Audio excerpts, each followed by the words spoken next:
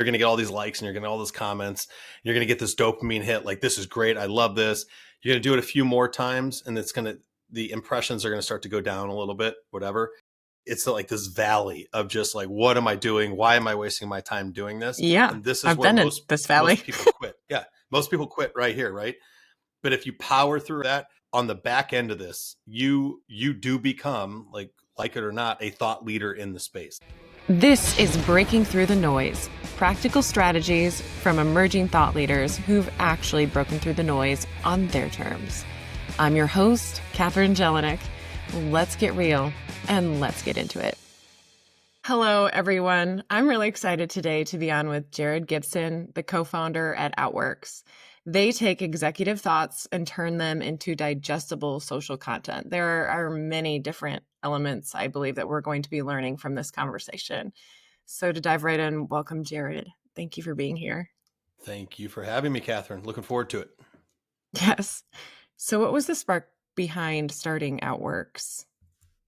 So there's a long story, but I'm going to go a short version of it. I was running marketing for a company. We had gotten acquired, and it was a dumpster fire acquisition, the horror stories that you hear. And actually, the EO community was a big influence on me because I had been surrounded by entrepreneurs the last 3 or 4 years prior to starting it. And I knew that at some point I'm going to do my own thing. And that kind of opened up the door and gave me the opportunity to go back to two other guys that I used to work with in a previous life and said, hey, I'm thinking about doing this. And they're like, hey, we're thinking about doing that. And came together, started Outworks. And we've since pivoted a few different iterations from about 3 years ago to where we are today. But it was all about just listening to what our clients were telling us that they wanted and what the market was telling us that was needed, and shifted toward that direction and landed kind of where we are today. Yeah, I have a deep appreciation for listening. So that's great. And especially given how much is changing always in social. So you have to be constantly listening and shifting. For sure. Mm-hmm. Okay, so talk to us about actually breaking through the noise. I know you can speak to us in two ways, one as a self, and then another as a person who helps guide people into that moment. Let's talk about your story first. You as Jared, and how you feel like you've broken through the noise in a first real way that was valuable to you. Yeah. So when we started this company, I realized that I was going to have to create content, consistent content, which if anybody that is not doing it and knows they need to do it, that was all those emotions and things that were going on up here, the same things that were going on for me. And I was like, all right, I'm the face of this company. I'm basically running the sales. It's my responsibility to bring in new clients. But I also understood that like social media is part of the buyer journey today. So if I'm not putting myself out there and creating content that can sell what we do, sell myself, then I'm not doing my job. And it's my responsibility as the founder of this company to do it. So initially, if I go back and look at some of my original posts, they're pretty bad. Does it make you cringe? It makes me cringe, but I have this thing written on my wall. It says there's never a perfect time to start anyway. So it's like basically I just tell myself that. And then I got another one underneath my desk that says stop giving an F what other people think you're not for everyone. So, getting all the narratives that are created in my head, and just consistently did it. There was like this aha moment for me where I knew that it was working, even though like my engagement wasn't what I wanted. The impressions weren't great, but I was out at a networking event and ran into somebody I hadn't seen in probably 2 or 3 years. And they said, hey, I've been following your stuff on LinkedIn. It's great. Keep it going. I actually forwarded one of your posts about something over to one of my clients, and I think that they may need you guys. Within a week, he had sent a connection email. Within a week after that, that person became a client of ours. So all these, like, I'm not getting all these likes or I'm not getting comments, whatever, like people are watching, people are seeing it. And your clients are never going to come from likes or comments anyway. They're going to come from those people that are just kind of watching and retaining in the back end. So that was my aha moment where it was like, okay, this works. I'm seeing it now. And then, it took a few months to get there, but consistency was the key. Consistency. That's so tough. So many follow-ups. One thing that I just want to underscore that I love so much is that it's not about the likes. That's not what we really are measuring. You're actually measuring new clients in the door and more business. Yeah. And that's really important. I think when we start this, it's that validation. You're like, oh, yay. Oh, this one. Okay. This one's getting more traction. But that's maybe not really what the people you really want to listen care about No, more. no. I mean, listen, the ultimate lagging indicator is new business for sure. But there's also a bunch of little leading indicators that you're going to notice throughout this journey that seem small and minuscule at the time, but they're good. Like impressions with the right ICP is important. Hearing people tell you when you're out and about that they're seeing your stuff, like don't sleep on that. That's important. That means people are seeing it. But I do always say that like ego is the enemy of content, Yeah. Mm. meaning if you can't set your ego aside and know that some of your content is going to bomb or you're not going to get the engagement that you want, the false narratives are going to take off inside your head and you'll never be able to stay consistently creating. Like you just have to put your ego to the side and understand it's nice to get a dopamine hit every once in a while, but that's not why you're doing it. What's the usual like personal journey you go through? I can just imagine because I feel like when you talk about you look back and cringe, like there's probably this like pendulum of where and how you find your natural way there. Yeah. What do we need? What can we expect to go through when we say, okay, fine, I'm going to do this in 2026. I commit. You convince me. Yeah, it's funny. We actually have this chart that we build out, and it's like it initially you're going to start posting, and this never fails, and you're going to get all these likes, and you're going to get all those comments, and you're going to get this dopamine hit. Like this is great. I love this.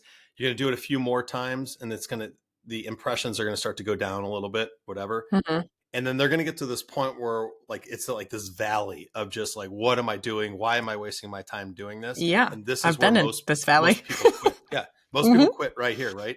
But Yep. if you power through, and I say this, and like our clients have seen it, like I saw it, if you power through that and just continue to put that out, and that may come at 3 months, that may come at 6 months, that may come at 9 months, that may come at 12 months. But if you power through that on the back end of this, you do become like it or not, a thought leader in the space. Like that is your goal. You want to, your goal should be to enter the conversation that's already taking place in your buyer's head. And you can do that through consistency. And the impressions may not be incredible, but like you just have to get through that. And I have created every false narrative in my head. Nobody's created a false narrative in their head that I have not already done on my own. Whether that's, people are judging me. People are going to disagree with this. My buddies on the text chain are going to make fun of me for this. Um, you know, I may say the wrong thing. I may get canceled. I posted one time and had to text my friend, say, "Hey, is this cancelable?" And she's like, "No, this is not cancelable." So all these things, right? It's a real fear. Yeah. 100%. But they were, I mean, we have a podcast.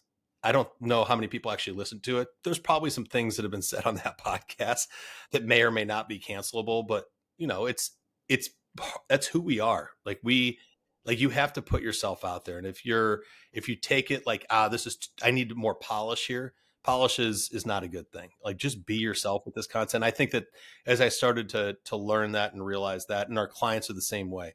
Once they start to understand like, oh, this polished one looked bad, but this one is actually me. Like more people are going to really appreciate this version versus this version. Then that's one Mm-hmm. of their aha moments that they're experiencing. So I'm hearing that consistency, like the key to that is actually unlocking that place of feeling like them, because then you're actually going to stick with it. If you feel like you're faking your way, it doesn't feel good to keep showing up and trying. Do you have any shortcuts like this, trying to crack that and figure it out? I think that it's repetition.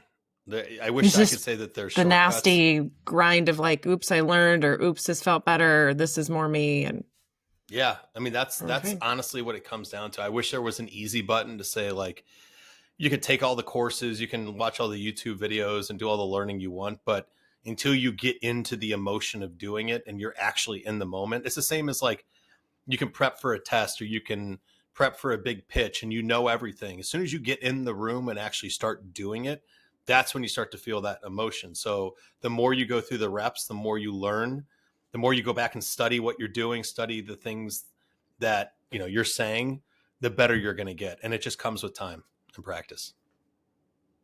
Hmm. And then talk to me a little bit about, like, I know you've done a lot of work with LinkedIn, and Mm-hmm. LinkedIn is especially frustrating for me and for a lot of people. I think the algorithm shifting, especially in recent years, has been like, oh, wow, I can see way like crickets has increased. And watching different people take off and being able to see there's kind of like a tempo to how they say things.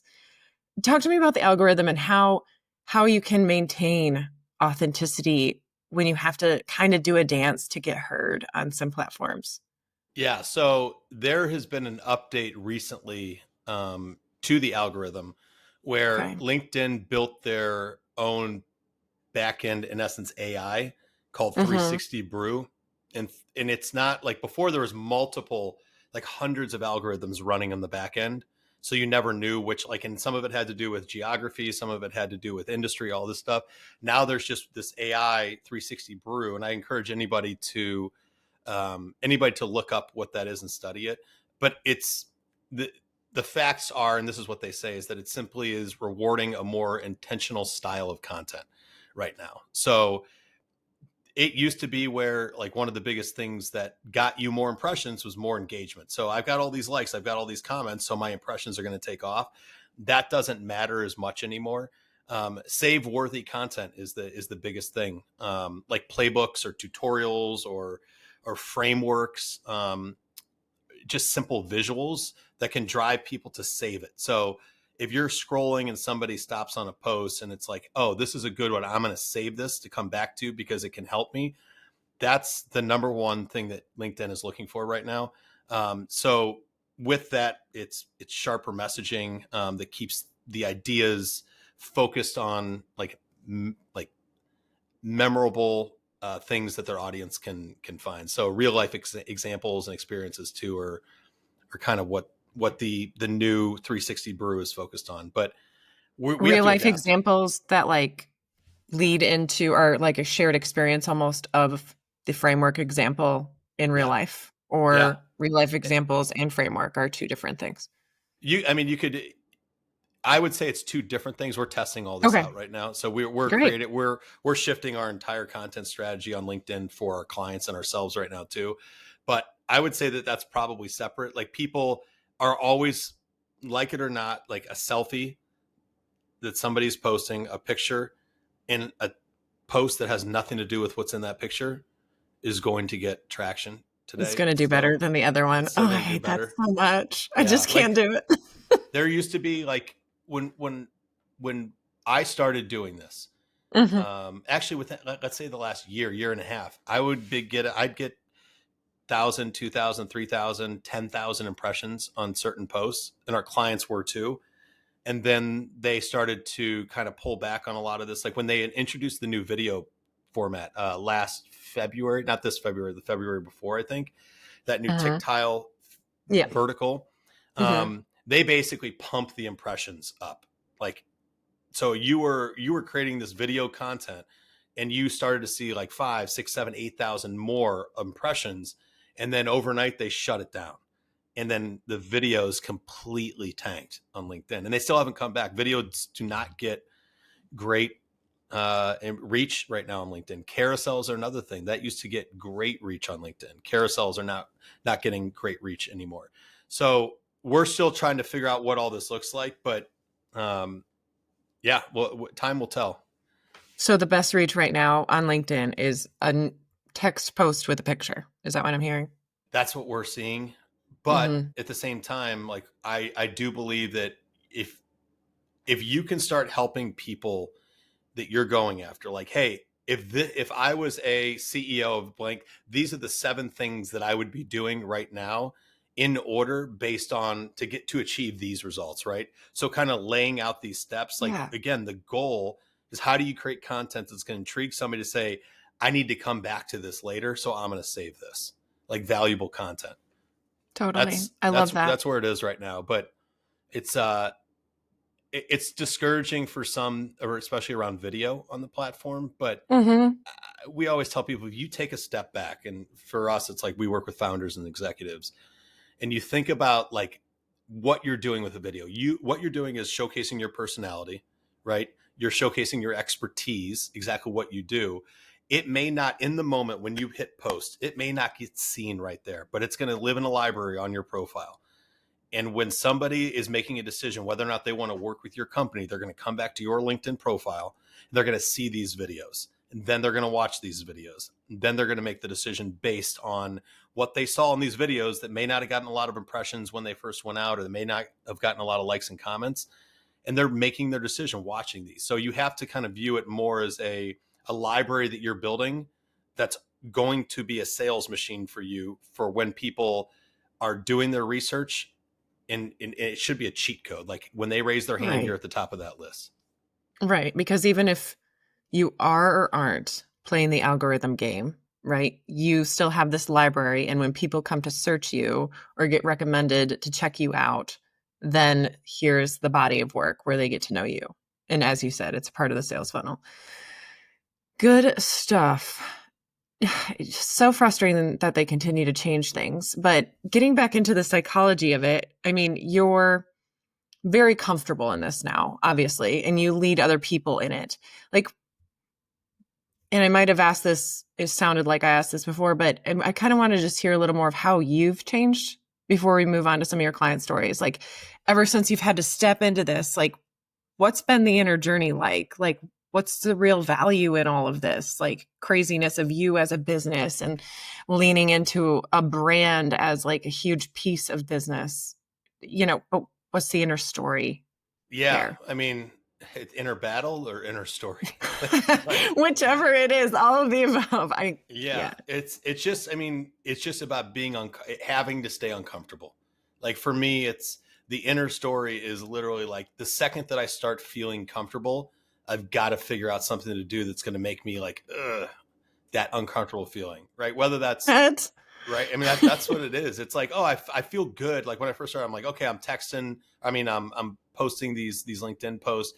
Then video comes along. I'm like, I'm pretty comfortable with just posting text-based posts with maybe some pictures. But now I got to start doing video. Man, okay, fine. So I'll start doing video. So I started doing video. Very uncomfortable at first, and still a little bit. And then it was a podcast. It's like, hey, podcasting. Maybe you should think about doing one.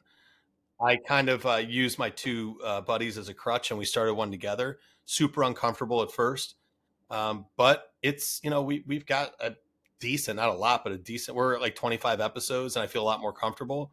Yeah, And it that's great. was next uncomfortable thing was starting another podcast. It's going to be a funnel eventually to bring clients to Outworks.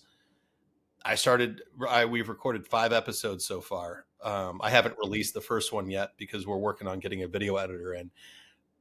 Hosting a podcast, as you know, is very difficult. It's very different than It is. third Yeah. wheel on a podcast. So Mhm. I just started posting on TikTok 2 weeks ago. Yeah, me too, actually, just about that length of time. Yeah, it's like Ugh. I'm learning. I know. It's like Yeah. it's like you have to like as somebody that's the face in essence of the company, like I have to continue to put myself out there. Speaking Yeah. in public, like that's something that I actually love doing.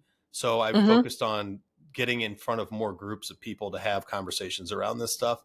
Um, but yeah, it's and all at the same time I'm selling. Like my calendars, I'm talking to prospects. I'm trying to move stuff through the sales funnel. But that's my background. I've been doing sales for 20 years. So yeah, it's a lot. And then, bring in the personal life and everything Yeah. else I got going there, just another day. Big soup. Yeah. Totally. So, just tell us a few stories about some of your customers or clients that, you really feel like are doing it their way and not feeling like they have to compromise and fit the box and Yeah. all of that. So I'll give you 2 client stories. One, we started working with a pretty decent sized MSP out of DC maybe 2 years ago. We started working with their Okay. CEO, and the first call I remember, like he came on and like it looked like he was in a witness protection program. Like the background was bad, like everything. And he did it, and the content came out. It wasn't great. Like it was first round, like we're still working, like figuring out the voice. We did it again the second month. but he showed up in a different, like a little bit more professional the second time. And the third Mm-hmm. time he showed up more professional, to the point where I think it was maybe 4 or 5 months in, he's like, this is what my company needs. I want to create a culture of content creators. So I'm going to bring in my head of sales, my COO, my CTO, my business Mm-hmm. development leader, and I want them creating content with you. Oh, and by the way, I'm building a studio. We have an office that nobody uses in our building, so I'm going to turn that into a podcast studio, and they're going to record in here. So when you interview them, they'll be in here and all this stuff. So Wow. he saw the benefit of that, brought us into his team, and we've got other clients where we work with multiple people, but that was one of those first like real aha moments for us as a company, in that like Mm-hmm. what we're doing is working. Like, but we also have to understand that like our clients need coached. We have a $200 million client. We started working with their CEO, and Awesome. he has exited multiple businesses. He's he's very successful. But when we talked about doing video content, he would curl up into a ball. Like, it was Yeah. just I so mean, uncomfortable for him. And he was good on video. He had a good personality. So with him, it was like, okay, what we did over here with this team and how we worked with this founder, this is the playbook that we're going to run for him in the crawl, walk, run. All right, listen, your background sucks right now. I think you need to invest in a camera if you're going to take this serious, like in which they all do. They're paying us. Invest in a camera. Your background sucks. Get a better mic than what you have. And he did all that. Within the third call, he looked completely different. And that stuff actually does matter. And he's the more that like he bought this equipment, he looked better on camera. That hmm. led to him being more confident, right? Than just talking, like I said, witness protection program. So it's like those little aha moments where people see it and they understand, okay, this is it. I get it now. I feel more confident, so we can continue to kind of push the limits on what we're talking about. And it doesn't just have to be me feeling like I'm rehearsing something that our marketing team told me to say because it's on the website. I there's always value, especially when I think, obviously I know this from the book side of it. When you're stepping into something around your message and almost activating it more. Yeah. Being able to have strategic mirrors to help you see what you don't see is key. And I Yes. can see how that's valuable in other areas too. Like, it's Yeah. not just books, it's anywhere where it's this day and age where humans are becoming businesses. The brand is a person. We are Mm-hmm. each brands, and whether or not we're owning it, that's the case. That's the key, Um, though. That's the key. Are they yeah, owning it? Do they realize that? I've said this before. I truly believe that a CEO and a founder of a business, it is their responsibility to build their personal brand and put themselves out there today, because this is they're part of the buyer journey, and that's changed over the last 5 years. They're going to a website, and then they're going to your CEO's LinkedIn profile, and they want you to give them content. okay. So one last question, and then I want to ask, where can people find you and all that. One of the things we get when we talk to people about books in general, they may not want to write a book because they're like, oh, aren't you full of yourself when you do that? When you start to lean into you as a business and your message, are you getting that? And what do you say to that? Like that side where they're concerned about, am I like too full of ego to like leverage this? Yeah, If I leverage honestly, this, do I look that way? we get that all the time, and Mm-hmm. that when I'm talking to people, because the thought is, "Hey, this isn't about me. This is about my company," right? Right. And I go back to what I just said. Like, the world has changed. Like, it is. You have to understand that it's not about a logo anymore. It is very cliche to say this, but people buy from people they know, like, and trust. And if you're not giving them a trust lever other than your company content, which, by the way, nobody cares about that anymore. Nobody cares about your company logo, your company brand and material. Like, you have to understand in that in 2025, I don't know when this is going to air, maybe 2026, but you have to realize that you're part of the buyer journey. Like, people are looking to you to give them information. And if you're quiet because you feel that it's selfish, if you put the voice of yourself out there, like, that's just a massive mistake. And like I said before, it's like, it's the responsibility of that person to understand that. So we definitely have to, like I said earlier, crawl, walk, run with some of our clients. And the other thing too that we hear along that is like, my team will be pissed and they'll feel like I'm taking it away from them. Mm-hmm. Never fails every single time, because we always go back and ask whenever we hear that, like, so what's your team think about last month's worth of posts? Oh, they loved it. Like, they love it. They want me to do it. And you know what they're doing now? They're giving me things that I should be talking about, especially the sales team, because, hey, this is what my sales team is hearing when they're out and about, and I'm not as close to that as they are. So now they're feeding me all this stuff, right, as the microphone for how they respond back to prospects that are pushing back on certain things. So there's so much upside to it, and the downside is, like I said, it's false narratives that they're creating. That's true. And I think it's going to become more important, this, because we want to know that we're buying from a human rather than something that isn't fully human. And being able to see, connect, hear the voice of a person is more and more, I don't know, it's becoming more essential. Yeah, for sure. Even though that's becoming more of a, is this real or not? Questionable, always. Yep. Certified human stamp someday coming soon. Okay, so where can we find you in the world, Jared? Yeah, you can. I'm on LinkedIn, obviously. I'm on TikTok now, though I would hold off a few months until you find me over there, until I get this thing down. I get it. I've got a podcast called are we allowed to cuss on this? The Business is Bullshit podcast. All right. Business is Bullshit podcast on YouTube, Spotify, and Apple, with two of my friends, that we basically talk about things in the business world that are BS and we dump on them. It's a lot of stuff that people probably think in their heads, but they don't say. We just say it. I'm starting another podcast soon called Life's a Pitch, where we talk to executives and founders about all things in their work life, their business, personal life, and how there's no kind of work-life balance and all that fun stuff. But it's basically to humanize these executives and showcase like their personality. So LinkedIn, and then our website is outworks.io. So I'm everywhere. I guess that's the point of me doing all this, is that I have to be. Yeah. Wonderful. Okay. Well, thank you so much. The consistency is key. What a challenge. I mean, throwing down that challenge, and especially as we turn the year here, to just lean into that, even if we crawl, walk, run, as you said, which I know that I am a crawler, as many folks are. Go back to this. There's never a perfect time to start anyway. Yeah. And even if it's starting again for not the second time.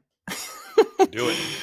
Awesome. Okay. Thank you so much, Jared. And thank you for everyone tuning in today. Till next time. Thank you. Thank you for listening to Breaking Through the Noise. You can follow us on YouTube, Spotify, or Apple Podcasts. And drop a comment on topics you want to hear about in future episodes. We'd love to hear that. Thanks again for tuning in. Till next time.